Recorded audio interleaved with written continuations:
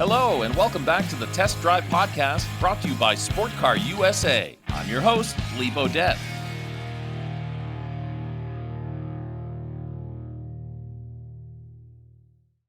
Hi, everybody. Lee Bodette, your host of Test Drive and our Test Drive Podcast. As a matter of fact, today we're going to be releasing Test Drive Podcast number 45. We thought it'd be kind of fun to take a look back at the previous 44 Test Drive Podcasts and play various clips of some of the great guests that we've had, and we've had a bunch. So we hope you enjoy it. Every Friday at 5 o'clock, we release these Test Drive podcasts. So here it is, Test Drive Podcast number 45. I'm Lee Bodette with Test Drive, saying so long for now.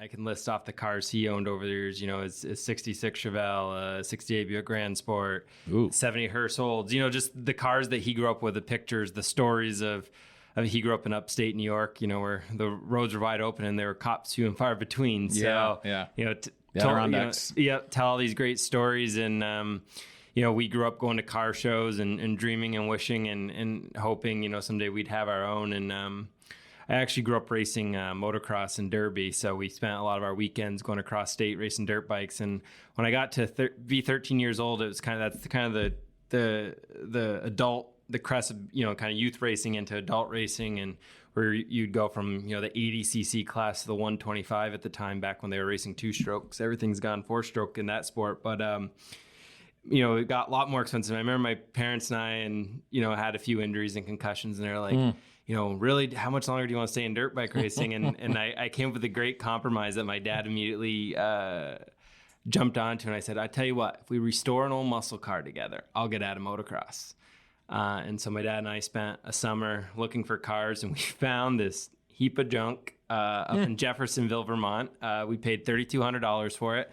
Had no motor, no transmission, just a rolling chassis and a body, and it was a 1970 Chevelle. And you know, at that point we embarked on a 5-year restoration that really got it up and running it was actually just shortly after my 17th birthday that we got that thing on the road, and we've had it on the road the 15 years since. If you've listened to these podcasts that we've been doing on a weekly basis, you will probably remember that the Chevelle is one of my favorite of all-time cars. I mean, I'm a big Mustang guy, but I always love the Chevelle, the Oldsmobile 42s out there.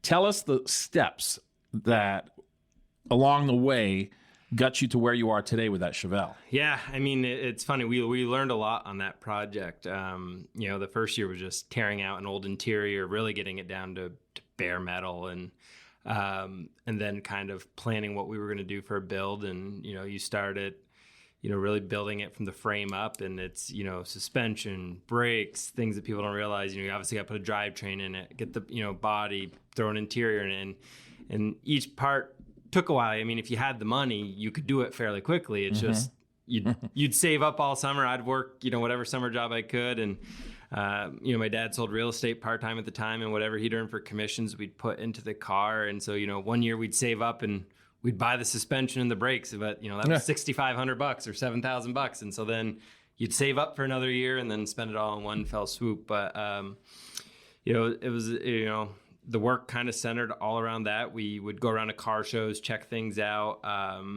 look for what we wanted to do. Obviously, we were lucky. We had a VIN number that was a Chevelle SS. And so while it's not numbers matching now, we wanted to build it to SS spec. So we put a 454 with LS6. Island Racing built us a beautiful motor that still runs great.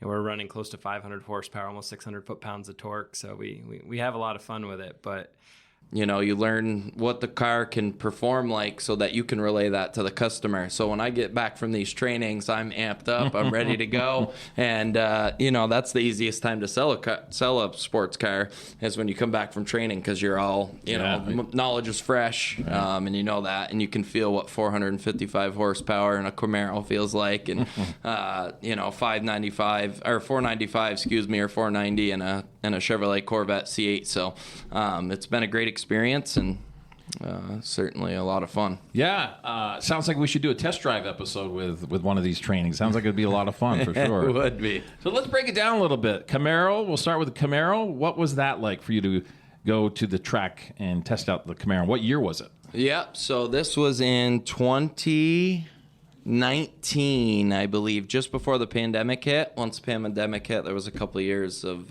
no training. Right. But in 2019, we got to test drive the SS on the track. They were almost all SSs. There was a couple 1SSs mixed in there. And they basically videotaped you in the car so you could see what you look like, how many Gs you were doing around corners. Nice. It was basically like an Indy track, so you weren't just going in an oval circle. You were, cutting in and out of turns. It was a lot of fun. And they make sure you know top to bottom what the car is, how it compares to the competition, Mustangs, any car that is in the same line. And then they get into you and give you the driver experience where you get to drive them and put them to the test.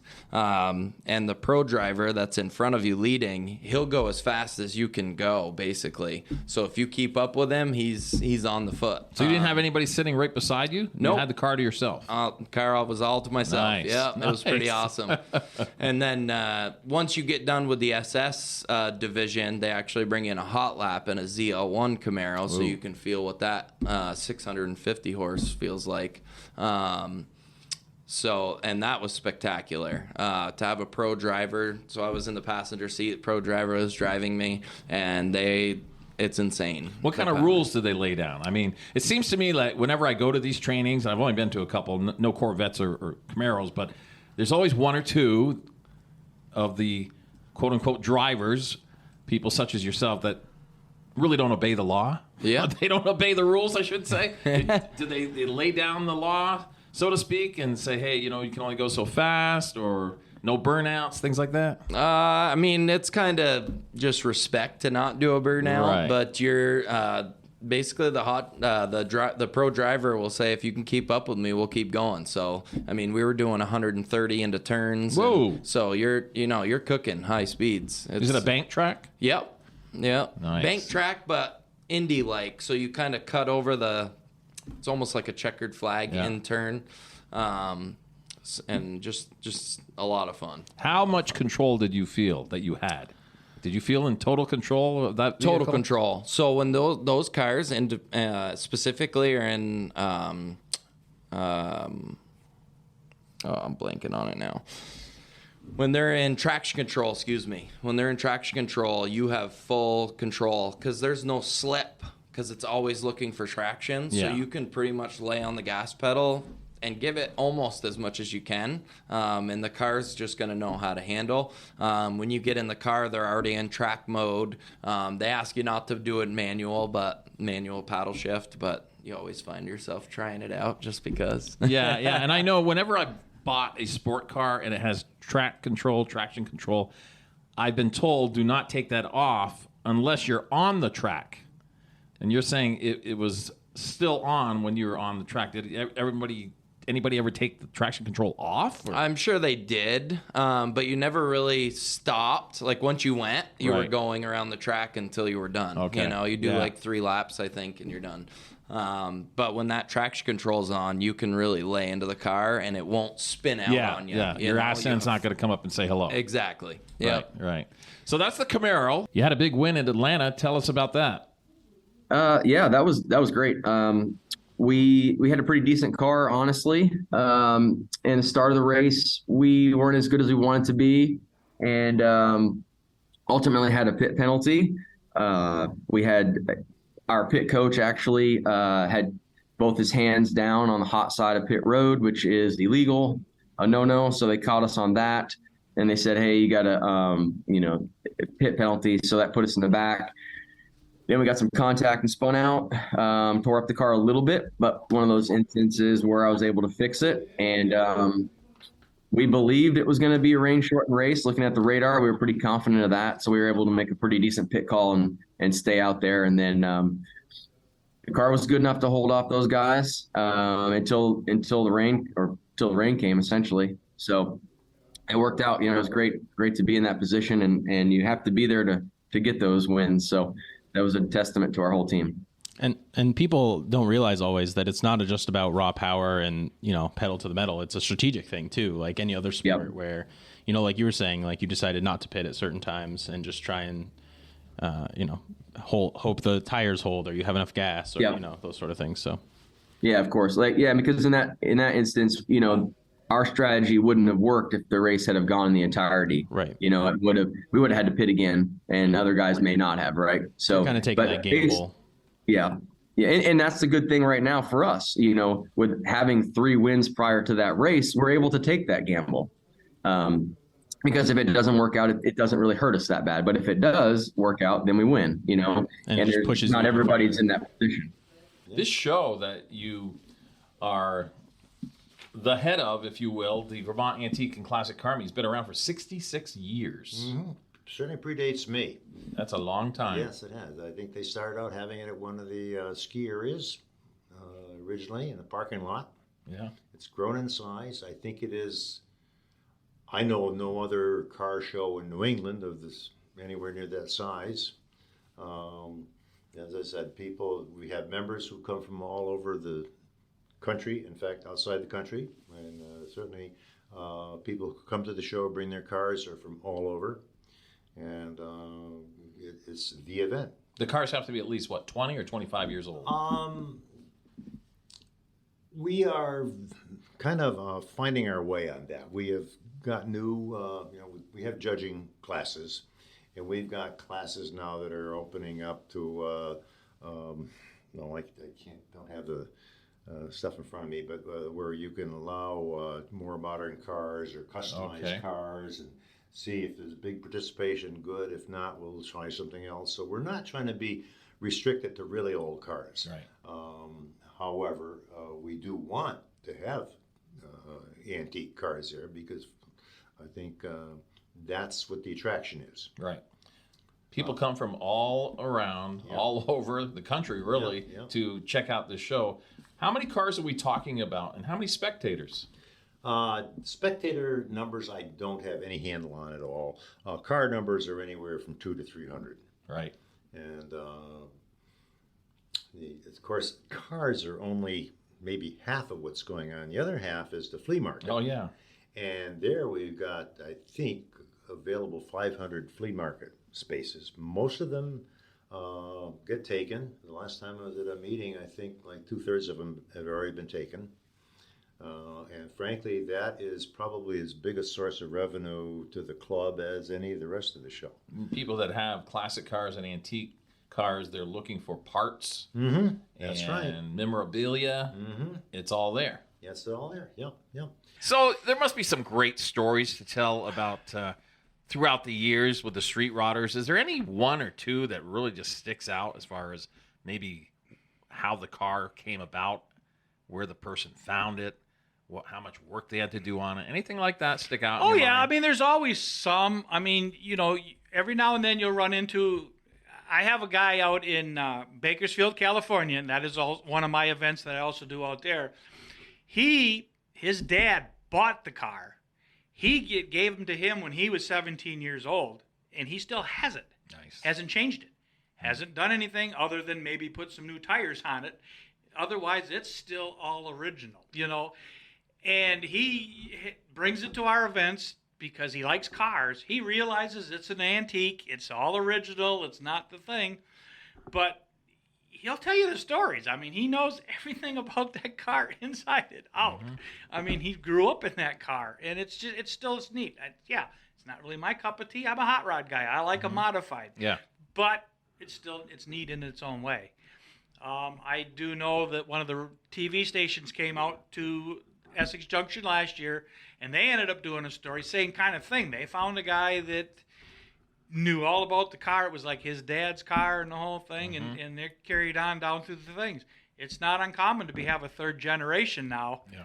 That it was Grandpa's car, got passed to Dad, now it's grandson's car. Yeah, it's all about the stories. I mean, when you talk about older vehicles, it's about the story, and some of them are short and sweet. Others, as you just mentioned, have a lot of history to it and a lot of people involved.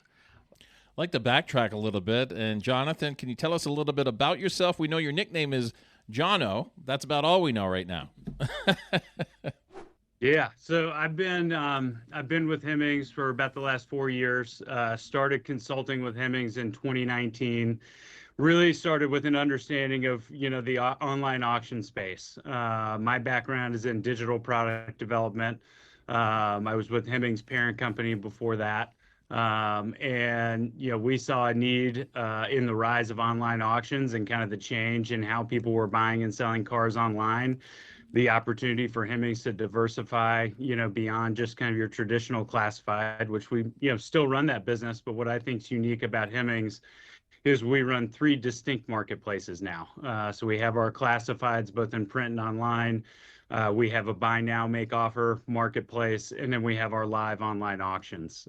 So really, we've harnessed this amazing brand that's been built over the last 70 years on a reputation of customer service and trust, and we've started to really flex our muscle in the digital marketplace space, and really seen tremendous gains for Hemmings. We'll do almost 40 million people will visit Hemmings.com this year. So seen really tremendous growth for the online property, and the print product remains strong. But that's me from the business side. You might have been asking a little bit more about why I love cars and why I'm here and loving to talk about collector cars. Is that right, Lee? That was my second question, John O. I wanted to know, when did you get the car bug? Is it something that you grew up with, or later in life?